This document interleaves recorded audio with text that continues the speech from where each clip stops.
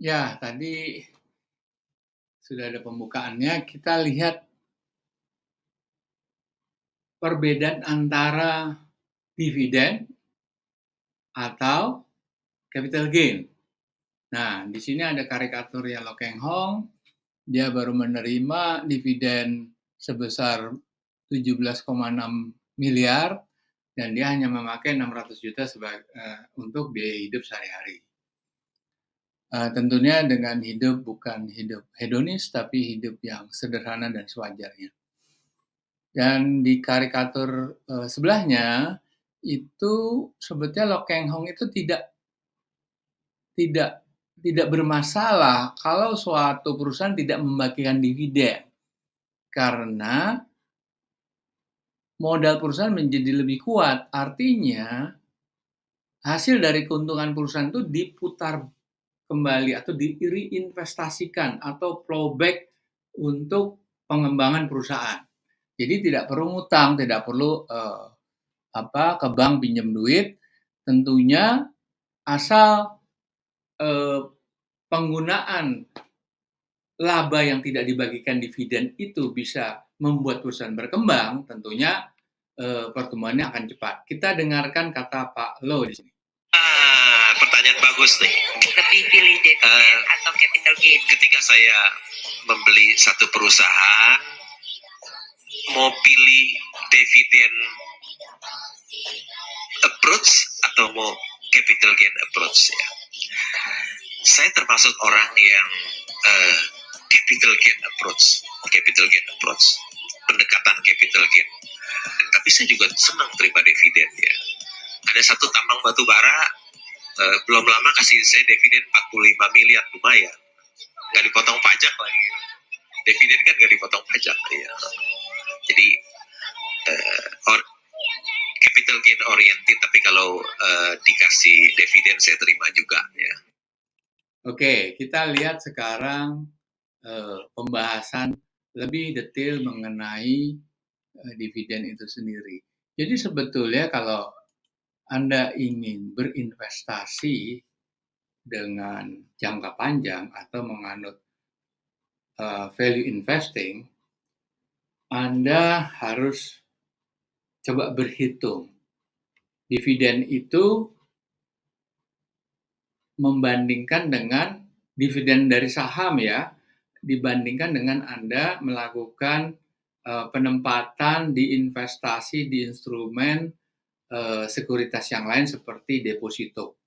Nah, kita lihat yield dari bunga investasi deposito. Yield itu sebetulnya imbal hasil ya, itulah bunga sebetulnya.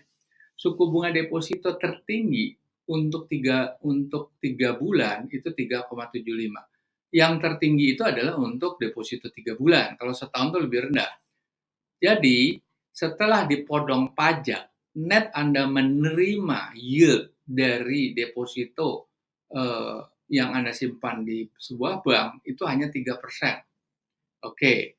Dan sedangkan yield dari dividen saham, karena akibat investasi saham, kita bisa mengambil contoh sahamnya Pak Lo, yaitu Clifton Finance atau kodenya CFIN. Nah, kita lihat di sini. Dividen per saham tahun 2022 itu Rp100 per lembar. Harga beli rata-rata Pak Lo itu 225 per lembar.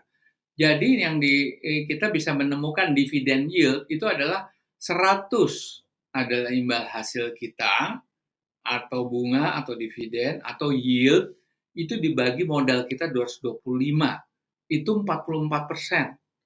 Mungkin saya ingin koreksi, kalau dividen yang sudah dikeluarkan dalam bentuk cash itu pasti kena pajak 20%. Net yield after tax itu adalah 20 dipotong 20%, jadi netnya adalah 35%.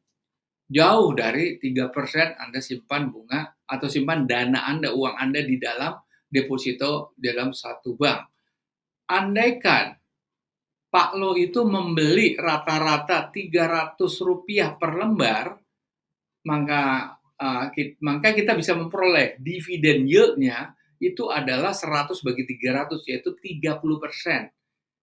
net after tax-nya adalah 24%. Jadi komparasi sahamnya itu adalah 24% sampai 35% dibandingkan 3%. Luar biasa. Itu baru daripada dividen aja. Maka carilah perusahaan-perusahaan yang aktif membayarkan dividen, atau secara historis bisa Anda lihat 5 tahun atau 10 tahun bagaimana dividen historinya mereka.